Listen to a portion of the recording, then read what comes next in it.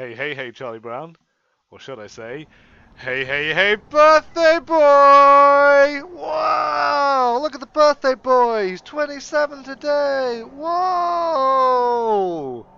E by gum, CB, E by gum. What better present can I give you on your birthday than my own voice? Than me! This isn't actually a present for you, it's a present for me! I thought, hey, I didn't manage to comment in the last video because I sort of watched it on my phone, A, whilst I was drunk, and then B, whilst I was playing Civilization. And I didn't write any comments, and I thought, well, that's no fun. Let's, I can't just not write comments, it's just, it's part of the fun of making a video. So I thought, okay, we'll do another video with Charlie Brown. And I kind of wish I wasn't talking over it because I made a very cinematic start for you, as you can see from this video. Dying Light, mate. 1 year after it's come out, finally picked it up. I've always wanted to play this game, and it's hilarious good fun. It's crazy. It's exactly the same as Dead Island, but it's got a very different mechanic in which your dude is a sort of, he's really good at parkour. You get dropped into a sort of a fictional city in the Middle East or wherever it's supposed to be. Middle East, or maybe it's in Southern America. I'm not 100% sure. And yeah, he's working for some secret organization, but he's trying to, for whatever reason, track down a group of rebels in the city, which he's sort of going undercover as. And from there on out, it kind of turns into a bit of a sandbox game in which you're doing missions for both the government and the rebels, and it's really good fun. As it's got lots of elements, as you saw there. I just tried to do some some picklocking, whilst there was some big fucking zombie next to me, which is a really bad idea. But yeah, for the most part, you're kind of just running around, just sort of getting away from all the zombies and just doing a bit of parkour and fighting them and stuff. It's very good fun, but one of the coolest things about the game is when it turns to night time, shit gets real, and as you can see, that zombie there, all the zombies for the most part, turn into those sprinting zombies. It was in the day, they're kind of the slow, stupid ones. Actually, I remember this. Have a look at this. Something chased me. Get the fuck out of here! You get skill points. As you can see on the top of the screen, there's agility points and sort of melee points. Every time you do anything like a jump or kind of like a bit of parkour, like sliding over a car or jumping over a wall, you get agility points. And every time you fight a zombie, like drop kicking them off roofs or hitting them with hammers, you get some strength ones. And it's quite and the fun thing is at night, you get double the XP, so it's always good to go out exploring at night just to get all that XP. It's a really, really, really fun game. Me and JB are playing it co-op at the moment, and yeah, it's just a laugh. I can't recommend it enough. It's just really good fun. It's got some RPG elements, like I say, because you got your level up and you get your skill points and all that. And then it's got things like lock picking and then buying items, upgrading items, similar to Dead Island if you ever played it. So you kind of you can put like electrical charges on items, you can charge them with fire somehow or apply poison to them. And it's all brutal weapons like hammers and Bowie knives and things like that. So yeah, it's just really good fun. I don't know if the gameplay is showing it well enough, but you can literally jump over zombies, jump on zombies, jump around them, and oh yeah, it's just crazy. You'll also notice on the top right of the screen there's kind of like that Metal Gear Solid field of view on the radar. Those are the super spooky zombies, and at night if one of them sees you, then all of them in the vicinity suddenly know where you are, and when they can follow you exactly, so they can jump over walls, they can climb up things, and yeah, you can't really fuck about with them. They'll murder you. So it's really exciting to say the least. Highly enjoying it. But yes, anyway, that's not the purpose of this little video for you. I thought I'd respond to your comments from your video in person, because like I say, you do a video, you get the comments. It's the reward. So whilst I was playing Civilization the other day and listening to your video, I noted down comments from your video to tackle one by one, sort of in response. These are things I suppose I would have put into comment form, but instead of putting it into word form. Oh, I just ran off that roof there. I'll try and respond to your comments whilst also commenting on the gameplay a bit, which is going to be extremely distracting, because looking back on this, it just makes me want to play it some more. It's just so So fun. And a bit brutal at the same time. Could that zombie really mean me any harm? Could I have avoided him instead of jumping on top of him from a 3-story high workshop? Probably, but where's the fun in that? Oh, actually, before I get into responding to your comments, I think I purposely get myself into some shenanigans here for a while. Or is that coming up later? No, later. Fine, okay. Okay, so, yeah, in your last video, you talked a lot, didn't you? Everyone just wants to hear about your life, don't they, Duncan? What about my life? What about me? No, it was good to hear an update. It's impossible, as I learned from trying to do those Fallout videos, to kind of intelligently comment on your life and at the same time play a game and pay attention to that well at the same time. So you got to. It's good to do these voiceovers, but I'm very disappointed when you do the voiceover because I can't hear your fantastic commentary and voiceovers for the for the game itself, which I thoroughly enjoyed in the first video, by the way. Such a good laugh. Just going back to the Dying Light gameplay. I don't know if you heard it, but planes fly overhead occasionally, and they drop special packages for you, and you've got to get to them before the bad guys. You know, like the bad rebels. There are good rebels and bad rebels. I don't know. Oh, look at this parkour fail. Trying to jump on that line to get to the bridge, but fuck up completely. So yeah, you got to get to the drops before they do, and then when you get the loot, you take it back to your HQ for XP! Good fun. But anyway, let's get to your comments. So, here we go. Page 1. Read Duncan's video. Yeah, so you started talking about, you went through a World War II phase at one point, and you mentioned you played a couple of games on them. The only thing I could think of saying in response to that was, I really dislike World War I and II games. Like, I know there are some really popular series like... well, of course, Call of Duty did the whole World at War ones, or whatever they were called. And then there are all those kind of like the plane ones as well, like when you're, flying the old fighter planes and that. And people have critically acclaimed them, but they're just so unappealing to me. It's not because another bit of parkour failure there. Slides underneath that. It's I'm sure the games themselves are good, but there's just something about guns and planes, and they're really advanced now, and they're going to get more advanced. But then, like, you go back in time, and sort of, the guns are not as advanced, and the planes aren't as advanced, and the vehicles aren't as advanced, and it's just like, why take a step back in video games when you can do anything you want with them? So why go back to the old guns? Why not have the new cool ones?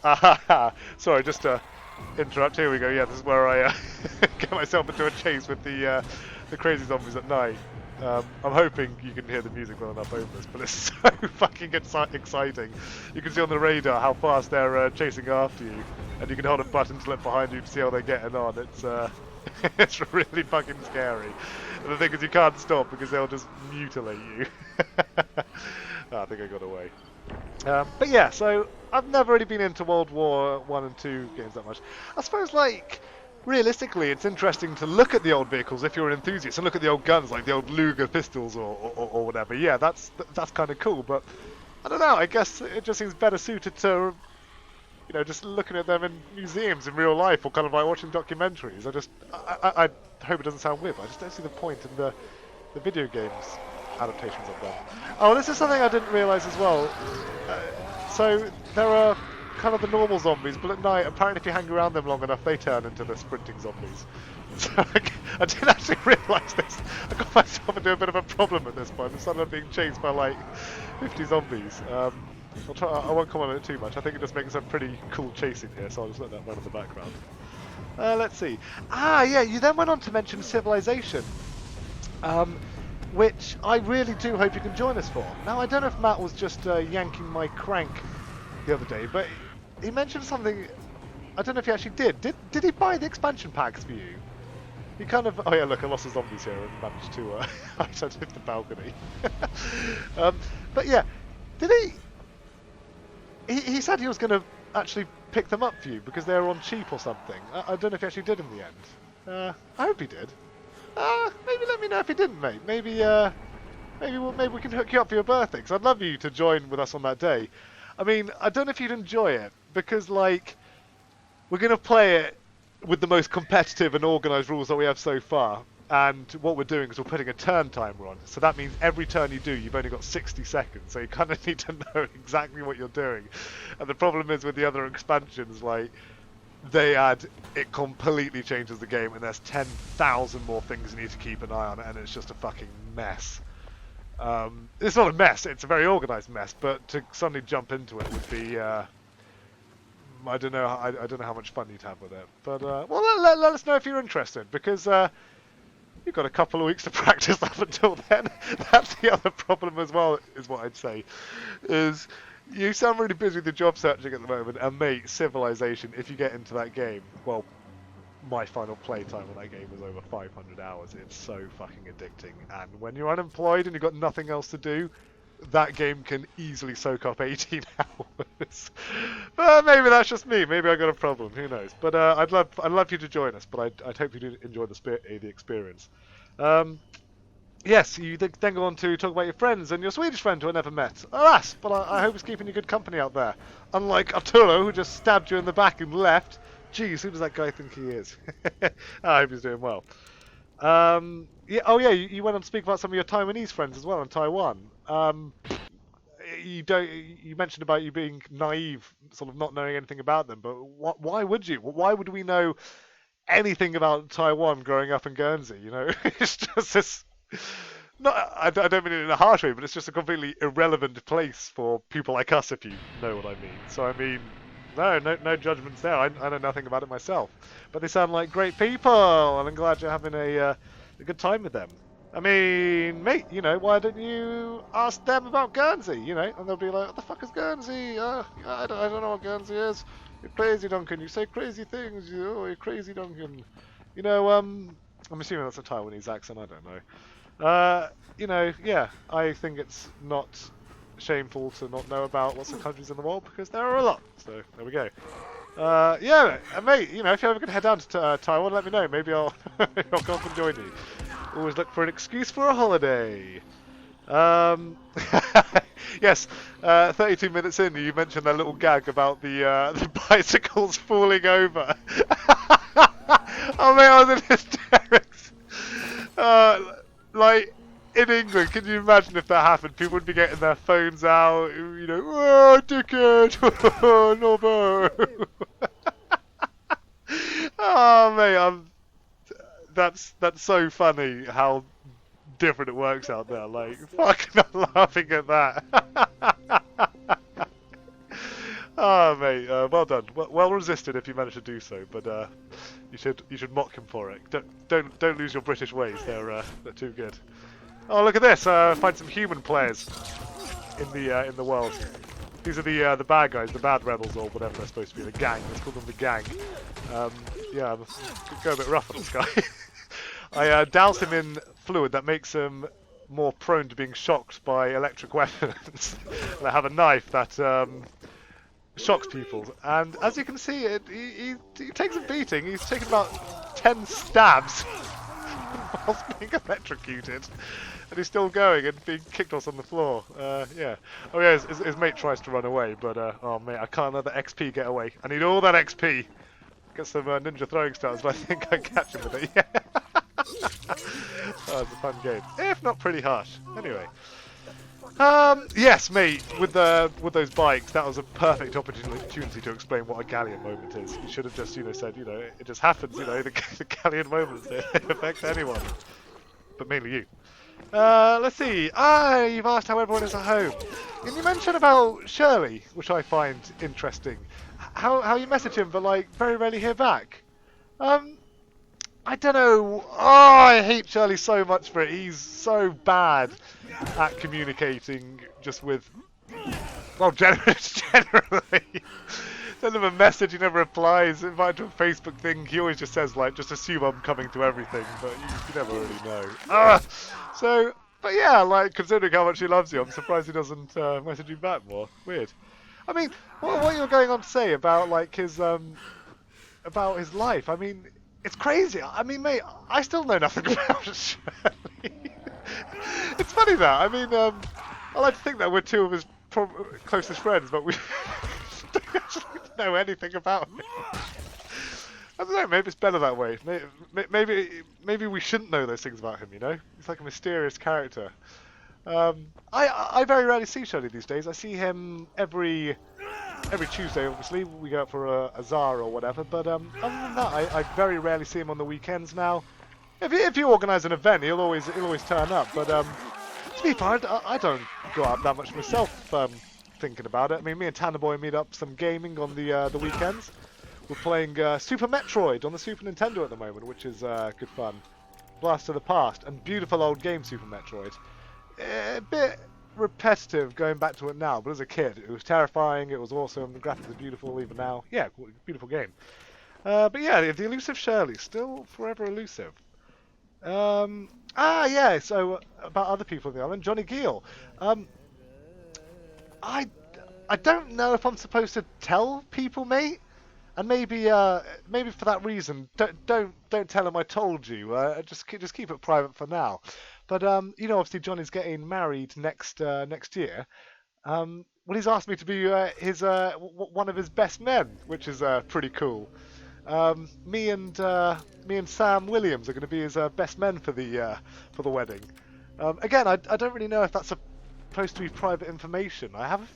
My gut instinct's telling me it is, so maybe just keep it to yourself. But that was really nice. So I think the wedding's not for another year and a half. But yeah, me and Williams are going to take care of the stag do and then get to do some speeches on the day. So that'll be a laugh, I hope.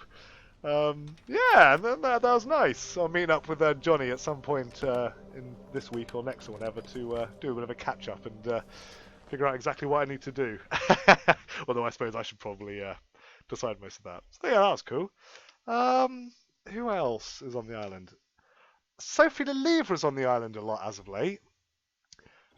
She's back and forth between London because, you know, she does her sculpting, her real life 3D modelling, you know. And yeah, she's about. Mate, again, whilst this is complete privacy, she's so Sophie's alright when she's sort of like here, like for a couple of weeks a year. But like, oh mate, yeah, sorry. Oh, listen to me, bitch! Oh Jesus, what happened on the screen just then? Wow, that zombie just walked into some gasoline and set it alight. Oh mate, I hope you can keep this to yourself. I mean, I know you would, but I don't dislike her. But Sophie annoys me so much. Actually, I suppose that does mean I kind of dislike her a bit. But I mean, she's just Johnny Gill times 10. I really like Johnny now. Ever since he's sort of, you know, been with Lily and kind of got engaged to her and moved in and that, he's sort of calmed down a bit and like, I suppose maybe it's a bit of not seeing him as often. But like, you know, when you catch up with him now, he speaks.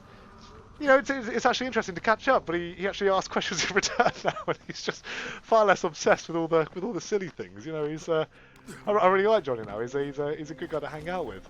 But like, you know, Sophie Lelivre, she's always been a bit like that, but she just hasn't changed or sort of like grown up at all. And just, I've never known someone with as much of an, I don't know if ego is the right word, but she just talks about herself so much. She's so self-obsessed with her life and her career. You know, I think she thinks everyone's jealous of her because, you know, she's always talking about all these people she's met and all these things that she does, but nothing just sounds more boring to me. You know, oh Jesus, the other day we were sat having a meal and she just started talking about, you know, like how she went to a party and she met a person that knew Quincy Jones. You probably know who Quincy Jones is. He's something to do with music. I don't know that much. But like, she was telling us a story about not how she met Quincy Jones, but how she met someone that knew Quincy Jones. And the story went on for about 3 to 5 minutes or something, and it was about the party and things that happened about this party, people we never heard of, and it's just, I actually went into my own zone at one point. Oh, wow, look at that zombie go. Some of them have propane tanks in the back and just explode. And I just drifted off into, got lost in time and space. And then everyone at the table started laughing because apparently I was just completely gone because I was just so bored of this story. It was really embarrassing. And then Sophie noticed and she soon piped down after that. But like, oh mate, that's just, if there's one thing I just don't have interest for, it's like, it's people that, you know, kind of like, and you'll try and make a conversation back for it only to be interrupted by a story far more interesting than you're trying to tell.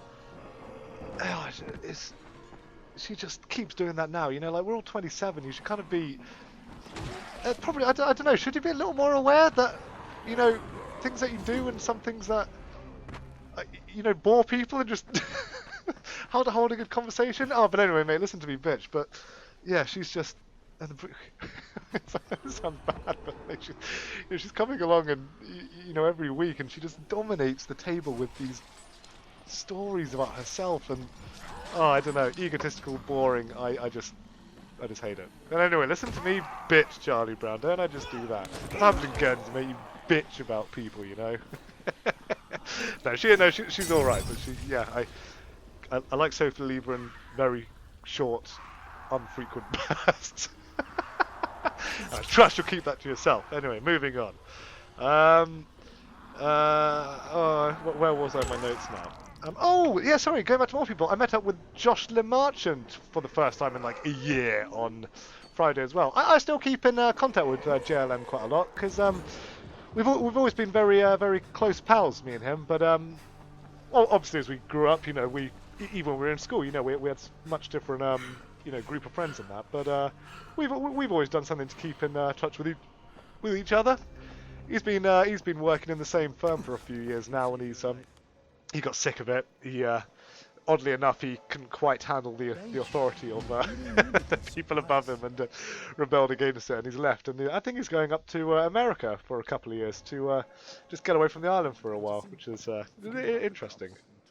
Oh, I've always wondered if I'd like to get away for a little while, but I don't know if I'm quite good enough at my career yet to venture to a different country, even if it was just England, to practice it. Then again, maybe I've got no confidence in myself. I don't know. That's something I've really actually had a problem with ever since the last place I worked at. I don't know why my confidence taken a knock. Don't know why. I know I shouldn't be. Anyway, I'm sorry, I'm rambling. But I'm thoroughly enjoying the new place. Me being a hypocrite now, just talking about myself. But you know, I'm literally talking to myself at the moment. So what do you want me to do? Yeah, it's I'm really enjoying the new place. It's a good laugh. I'm getting on pretty well with the guys there. You know, one of them in particular is, you know, trying to teach me a lot of things as well. I'm trying to learn new things every day, and I'm working on some really cool projects. And I forget if I mentioned, by the way, go for the Guernsey Design Awards. Go to their website and find the Rosso Bar. The counter at the Rosso Bar, and that's something that we've been entered for in a projects under £250,000. Vote for us, Charlie Brown.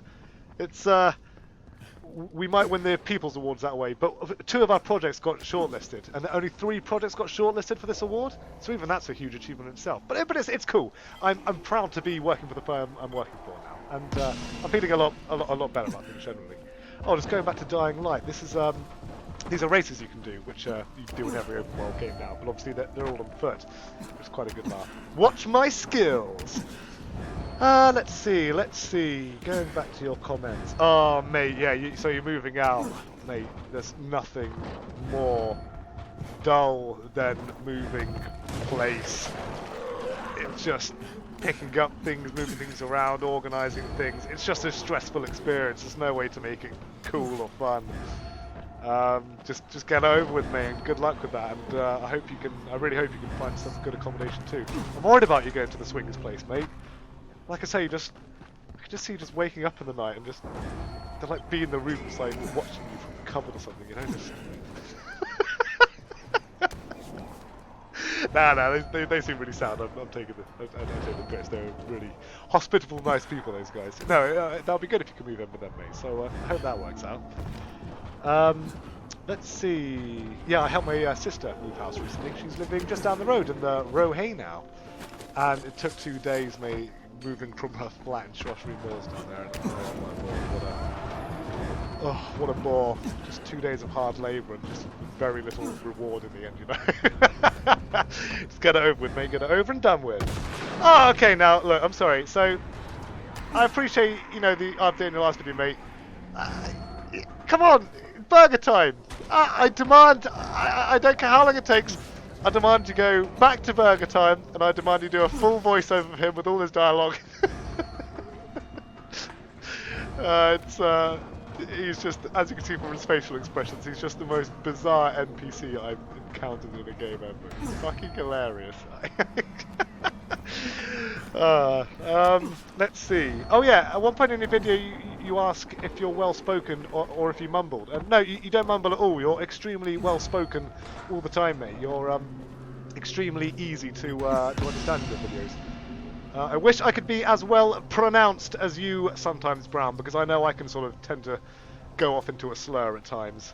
I need to practice my speaking more. It's one of my, as you say, having a loud voice is sort of one of my stronger points. So, yeah, I've got to keep making that a strong point.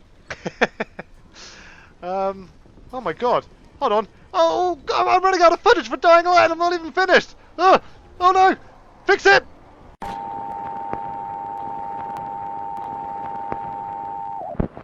Hey, Charlie Brown.